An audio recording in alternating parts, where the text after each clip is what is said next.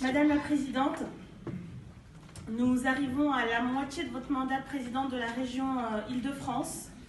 Votre gestion des politiques régionales, vos choix politiques, l'exclusion de certains bénéficiaires des dispositifs, de certains territoires ont des conséquences parfois néfastes et augmentent les inégalités entre les Franciliens et les Franciliennes. Alors que vous aviez promis aux Franciliennes de révolutionner les transports du quotidien, comment expliquez-vous, Madame la Présidente, que chaque année, 20% du budget, soit près de 100 millions d'euros d'investissement, ne soit pas dépensé? Pourquoi, dans ce contexte de sous-exécution budgétaire chronique à la région, comme au STIF, vous avez maintenu les hausses tarifaires, alors même que, et c'est démontré, le pass Navigo au tarif unique à 70 € était intégralement financé? Je crois que ce sont les plus pauvres des Franciliennes et des Franciliens qui en pâtissent aujourd'hui. Les investissements destinés à la construction de logements sociaux ont été supprimés. Ce sont des territoires entiers où les logements très sociaux ne peuvent plus être financés par le Conseil régional.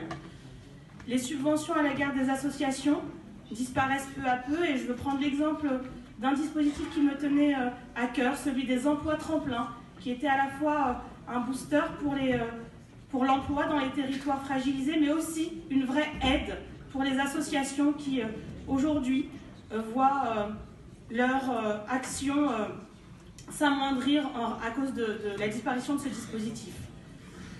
Tout cela renforce inévitablement l'insécurité sociale dans de nombreux territoires. Madame Pécresse, la France est convoquée devant la Cour de justice de l'Union européenne comme 8 autres États pour non-respect des normes de qualité de l'air.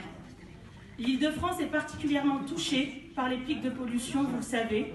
Plus de 10 000 décès par an sont imputés à la pollution de l'air en Île-de-France.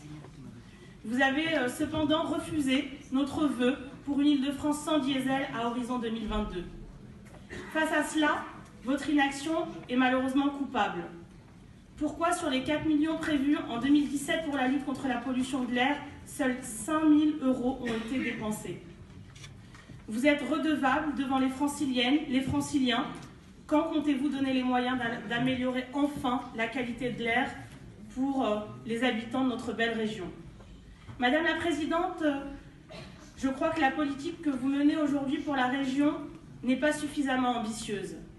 Vous confortez d'un côté les situations confortables des Franciliens qui n'ont pas besoin d'être accompagnés aujourd'hui, et de l'autre, vous contribuez à l'isolement des quartiers populaires, des populations les plus fragilisées. L'exemple de ce que vous avez fait sur la gratuité des transports, sur l'AME. Vous avez eu double temps de parole. Merci, Madame. Juste ma question. 3 minutes pour une question de 2 minutes.